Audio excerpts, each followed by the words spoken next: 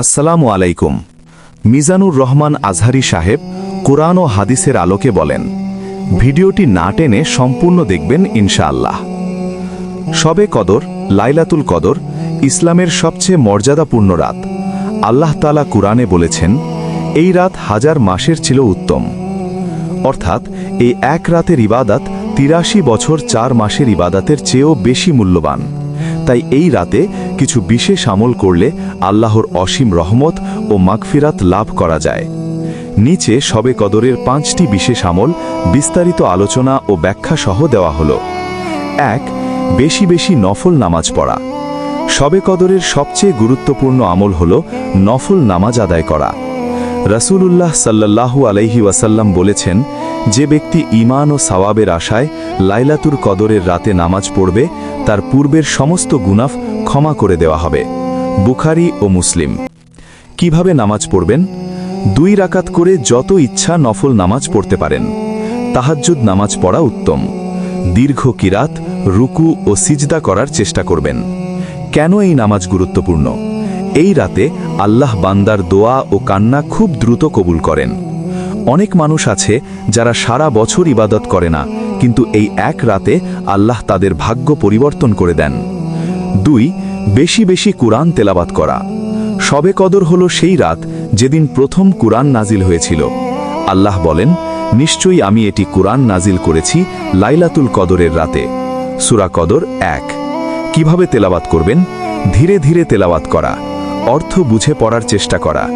বেশি বেশি সূরা ইখলাস, সূরা রহমান, সূরা ইয়াসিন পড়া। এর ফজিলত, প্রতিটি অক্ষরে 10টি করে নেকি পাওয়া যায়। তাই শবে কদরের রাতে কুরআন পড়া মানে অসংখ্য নেকি অর্জন করা। 3. বেশি বেশি দোয়া ও ইস্তেগফার করা। শবে কদরের রাতে আল্লাহ বান্দার দোয়া বিশেষভাবে কবুল করেন। হযরত আয়েশা রাদিয়াল্লাহু তাআলা আনহা জিজ্ঞেস করেছিলেন, ইয়া রাসূলুল্লাহ, যদি আমি লাইলাতুল কদর পাই তাহলে কি দোয়া পড়ব?